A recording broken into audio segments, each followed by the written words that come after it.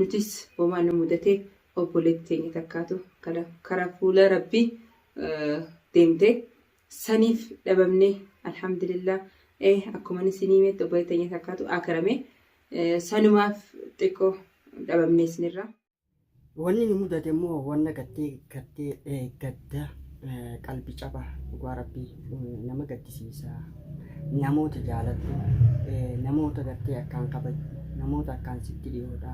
ka jireenya hojii dabarsitan rahima kee aanaa kee dhabuun gartee gaa hedduu qalbii nama cabsa. Gadda onni cabsu garuu waan godhanitu hin jirre alhamdulillah ja'anitti alhamdulillah maja'anii waan dhufe hunda alhamdulillah. Assalaamu alaikum warahmatullahi wabarakatuh. Kam jirtan jaalatamtoota kabajamtoota maatii maammee walitti taatan marti keessanuu salaamanni keenya gartee qilleensumarraan balaliitee isin bira hageessu isin jenna. Egaa obboleeyyan keenya deenya kana sooshaal miidiyaa kanarraa ni dhabamne wallaahi hedduu gadda keessa jirra. Egaa silaa ilmi namaa kun hanga jiraatuun beeku ni karoorsa malee hanga jiraatus hin beeku. Rabbiin gartee khayrii keessatti umrii dheertuu nu haa kennu. Deenya kana gartee Baharii fi Fatiyaan gartee sooshaal miidiyaa irraa dhabamuu isaanii hundi keessanuu ni beektanii. Wanni ni mudate immoo wanna gartee gadda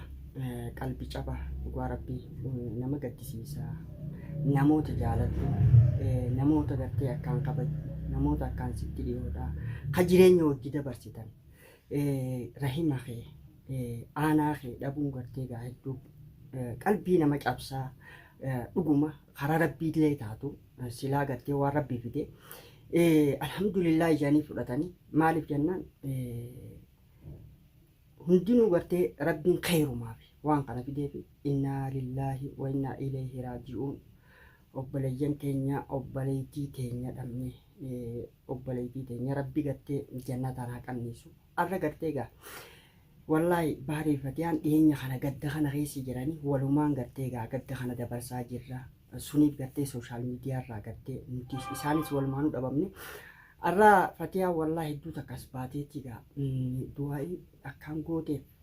akkasumatti gartee namoota maatii isii taanee fi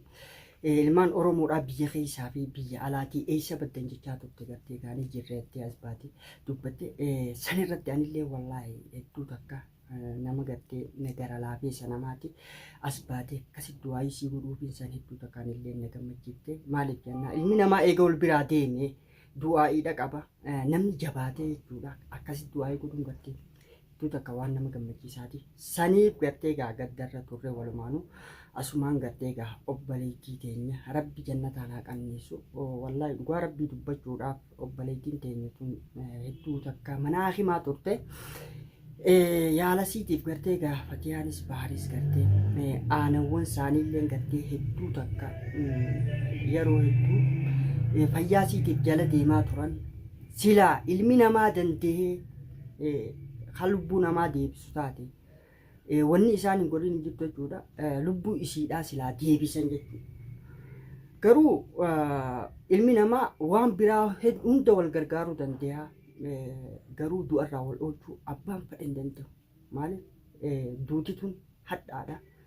Duuti tun gartee wahuma rabbi biraa qaddaramee dhufe. Duuti tun gartee akka gartee expire dateedha. Namni ilmi namaa kun hundinuu gartee hanga jiraatu guyyaa dhalate hanga addunyaa tanarra jiraatu katabamee fi dhufa jechuudha. Izaa jaa ajaluhum laa yasta'khiruuna saa'atan walaa yastaqdimuun jedhe. Akkasuma hoggaa yeroon kee geesse baallamni du'aa kee geesse suniif gartee nam tokkollee hin durfamu boodaas hin aanfamu jedhe. Rabbiin kaatimaan haa tolchu. Obboleettii teenyallee rabbii jannataan haa qanniisu. Suniif obboleeyyan keenya obboleettiin teenya kun har'a gama akhiraa deemtee jirti. Akkuma keenyaatti jireenyaas jaalatti. Akkuma keenyaatti maatiidhaas qabdi. Ilmaan siillee gartee rabbiin ilmaan gartee ilmaan faayidaa qabu. Ilmaan firiidha. Ilmaan dirrabbi haa godhuufi. Suniif gartee isiifillee hedduu takka jabaadhaa du'aayii godhaadha.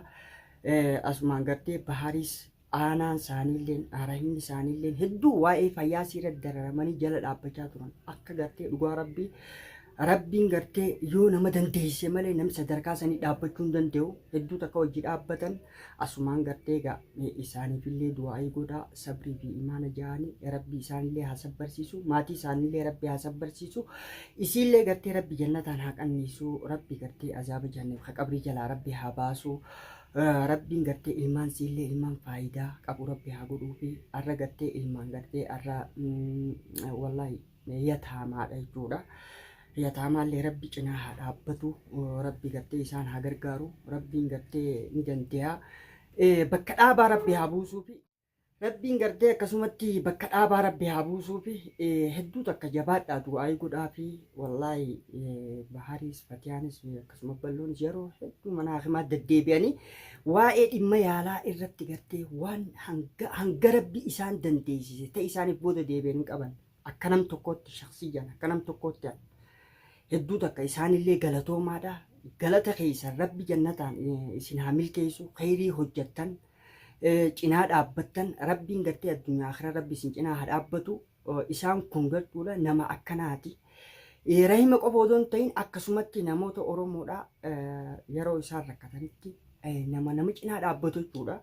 Suniif waan kana gartee akka isaan gartee dhabaman godhe akkasuma dhugatti intilleen gartee waan kana isaan dura buunee gartee dubbachuun hin barbaachisu janneeti gartee hanga ammaatti obsee hin dhabsinee taa'u jirra arra gartee gaafatiyaan haa galatamtu hedduu takka du'aa'ii gootee fi akkasumatti wallahi rabbi du'aa'ii isiillee haa qeebalu isiillee rabbi haa gargaaru Bahaarii fi Fatiyaas akkasumatti rabbi cinaa haa dhaabbatu. Bahaarii fi Fatiyaan waan kanaatu isaan mudate bal'oodhaas akka biraa nagaya qabanii rabbi hasida isaanii gartee dhabama rabbi haa godhu. Dhugaa rabbi isaan nagaya qabanii akkasii jabaadhaa du'aa'ii godhaa fi obboleettii keenya takkuttillee du'aa'ii godhaa fi akkasumatti ilmaan kana ammaaf yeroodhaaf abbaalleen bira hin jiru addunyaa tanarra jira abbaalleen gartee biyya jira. Haati immoo gartee asii dhukkubsatteeti gama akhiraatiin akkasii gaantillee gartee awwaalchaas gartee qixuma sirriitiin gaggeessine wallahi janaazaa irra salaannee rabbi irraa haa qeebalu zambiisii hunda rabbi haa dhiisuu fi rabbiin gartee arra fuula rabbii jirti rabbiin gartee rahmataan ija rahmataatiin rabbi haa laalu aboo rabbiin gartee nutillee rabbi nu haa qajeelchu haatimaa teenya rabbi nu haa tolchu du'a shahaadaa rabbi nu haa kennu gartee guyyaa addunyaa tanarraa deemnu kilmaa teenya gartee akhiraa warra gartee laayyee deemu rabbi nu haa godhu hamtuurraa rabbi nu haa tiisu akkasuma Bahaaris Fatiyaadhaas rabbi hamtuu rabbi irraa haa qabdu adawwii isaanii hishim rabbi haa godhu haqa ceeloo taate rabbi haa qajeelchu kan qaceelloo yoo taane yoo kan qaceelle taate rabbiin gartee kararraa rabbi irraa haa qabu. Akkasii jabaadhaa du'aa'ii godhaa fi bal'oonis inshaallah Fatiyaanis gartee akkasumatti Bahaariis gartee nagaya qabanii waan gadda kana gartee isaa mudate malee abshiruu obboleeyyan keenya asumaan gartee isinillee jajjabaadhaadha wanni gartee dhabdan waliin dhabne obboleettiin teessan obboleettii teenya akkasuma dhugumatti silaa hanga jiru wajji jirra ilmi namaa gartee irzaal namarraa dhorkuu hin danda'u rootoo immoo namarraa dhorka rabbi rootoo isinirraa qabu. Akkasii daawwattoota keenya isinillee rabbi hamtuu rabbi isinirraa qabu biyya namaa tana keessatti rabbi ni danda'a warra gartee odoo yaadni maatiidhaa odoo itti jiru odoo gartee yaadni gartee warra fiidhaa maatii fiidhaa obboleeyyoon fiidhaa obboleettii dhalaadhaa gartee yaadni isaanii odoo nu jiru rabbiin gartee addunyaa tanarraa hin dhoofin warra gartee rabbiin addunyaa tanarratti gartee akka keessa jiru kana keessaas rabbiin rakkoo tana hunda keessa nu baasee maatii isaatii wajjin jaalalaan kabajaa wajji jiraatee haqa maatiillee ofirraa guutu rabbi nu haa godhu akkasiin isiniin jaallan keenya ni jirra alhamdulillaahi waa hundaafuu gartee wanni rabbi biraa dhufe amiin jennee fudhanna akkasumatti isaanillee gartee warra rabbi irra ol kaayyatee rabbi irratti saabbate rabbi isaan haa godhu wanni musiibaan akkanaatu ilmi namaa kun ni beeyta jireenyummaan keenya guutuun imaltuudha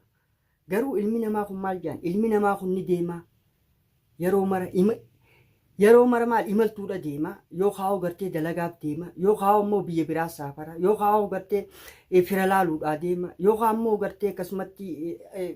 ziyaaraa biyyoota biraa dhaquudhaaf deema yookaan turizimiif deema garuu ilmi namaa kun imaltuu ni deema jan imaltuu tagartee irraa deebiin hin jirre deema jan imaltuun irraa deebiin hin jirre oduma gartee imaltuurra deemtu oduma imaltuu deemtuuti jechuudha guyyaan siggaa imaltuun hiraa gartee taniif irraa deemtu san guyyaa tokko immoo imaltuu ni deemaa ilmi namaa ka irraan deebine imaltuu san irraa ka karaa hiraa deemu jechuudha. Suniif obboleeyyan keenya hundinuu gartee egaa akkuma nama imaltaa waadhaati kaan gartee riskii barbaada deema kaan carraaqataaf deema kaan hojiidhaaf deema kaan hajjiif deema kaan umraaf deema kaan turizimii deema kaan gartee fiizaa dhawatee biyyoota adda addaa deema kaan gartee taaribaan biyya biraa deema kaanis gartee akkasuma jechuun ilmi namaa kun hin taa'uma deema. Ammoo deemsa keenya ka akhiraa guyyaa gartee akhira rabbii wal qunnamnu rabbiin gartee kaatimaa rabbii nu haa tolchuu warra gartee kalloo irra duu miti warra shahidummaadhaan duu rabbii nu haa godhu aalii fi maatii keenyaas rabbii haa gammachiisu odoon duune rabbiin addunyaa tanarratti warra jireenya gaarii akka rabbi jaalatutti akka gartee rabbiin nurraa jaalatu jiraatee addunyaa tanarraa deemu rabbii nu haa godhu. Sun hundinuu ni danda'e rabbiin gartee rabbi hamtuu rabbi isinirraa haa qabu warreen biyya namaa keessa jirtanis warreen biyya jirtanis rabbi hamtuu isinirraa haa qabu musiibaa adda addaa rabbi isinirraa haa qabu addunyaan tun fatanaadha. Ilmi namaa kun hundi gartee nageewumaan jiraachuu jira quba qabna malee garuu ilmi namaa kun hundi mokora adda addaatiin mokoramaa kaan gartee ija dhabuudhaan kaan miila dhabuudhaan kaan fayyaa dhabuudhaan kaan riskii dhabuudhaan si galte kaan ilmoo dhabuudhaan kaan gartee nama jaalatu dhabuudhaan si galte akkasuma jechuun musiibaa adda addaatii jira garuu katana hunda keessa dabree ilmi namaa akhira rabbii wal qunnama jechuudha. Suniifuu rabbiin musiibaa adda addaa rabbi isinirraa haa qabu rabbi isin haa tiisu jaallan keenya du'aa'iidhaas nu godhaa ifiifis gartee akkasumatti obboleettii teenyaafillee du'aa'ii godhaa du'aa'iin teessan bakka jirtanii gartee du'aa'in isin gootan hedduu takka nu gargaarti rabbiin gartee nuufi isinirraa illee rabbii haa qeebalu khayrii teenyata dalagannees rabbii gartee nurraa haa qeebalu dachaadhaan hamtuu rabbi nurraa haa qabu warra daandii sirrii deemee daandii rabbiin jaalatu deemee milkaa'u rabbi nu haa godhu milkiidhaan rabbi waliin nu haa baasu akkasumatti obboleeyyan keenya waliifis irra dabraa waliifis dhiifama godhaa garaas walitti hin jabaatinaa rabbi yoo isin rahmata walii gootanii garaa walii bal'attan anis rahmataan isinii godha jechuudha. Saniif jaallan keenya gaa inshaallah akkasumatti obboleettii teenyaanis rabbiin gartee isin cinaa dhaabbatu isin haa sabbarsiisu isinii fi maatii keessanis obboleettii teenyaa rabbi jannataan haa qanniisu obboleeyyan keenya ilmaan siidhaa kaafee rabbiin gartee cinaa dhaabbatee diinii ilmiidhaan riskiidhaan qaceelloon iimaanaanis rabbiin cinaa dhaabbatee rabbi isaan haa utubu riskii akka baharaa rabbi haa kennu tadhuma hin qabne fayyaadhaas gartee tagartee fayyadamni boodan jirre rabbi haa kennu beekumsaas taniif wallaalli boodan jirre rabbi haa kennu qaceelloos tajallinni boodan jirre rabbi haa kennu iimaanaas gartee ka guyyarraan idaamaa deemu rabbi haa kennu rabbiin gartee aalee fi maatii keenya rabbiin haa gammachiisu obboleeyyan keenya obboleettii keenya akkasumatti namoota keenya warreen gartee karaa akhiraa deeman rabbiin gartee zambii isaanii rabbi haa dhiisuu fi qabri isaanii rabbi haa bal'isuu fi addunyaan isin tun duniyaadha ilmi namaa jireenya duniyaa kanarraa gama gartee jiru akhiraa waggaa deeme nama gartee gama jireenya zalaalam kaduuti boodan jirre san deemee jechuudha. Rabbiin warra jannatul firdawsis milkaa'u rabbiin waa godhu asumaan gaa jaallan keenya inshaallah hanganuma gartee anilleen du'aayii godhee qalbii caba isaanii san gartee inshaallah rabbiin haa utubuu haa fayyisu rabbiin gartee ni danda'a akkuma gartee biraa fudhatetti gartee bakka dhaabaa rabbi haa buusu rabbi cinaa haa dhaabbatu gargaarsaatiin jechuudhaaf nasbee galatoomaa horaa bulaadha hanga viidiyoo biraatiin wal garuutti nageenyaa turaa wassalaamu alaikum warahmatullaahi wabarakaatuh. Alhamdulillah du'a akka malee rabbi nurra haa qabu du'a shaadaan qabnillee rabbi nurra haa qabu. Rabbiin qaddara keenya nu haa tolchu du'a akka malee duun hedduu nama marara karaarra hafuufaa jira hedduu jira du'aa akka hedduu jira sanuun darabbi nurra haa qabu inshaallah warra shaahadaan duu rabbi nu haa godhu obboleeyyan kiyya qaqqaalii isiniin jaaladha isiniin kabaja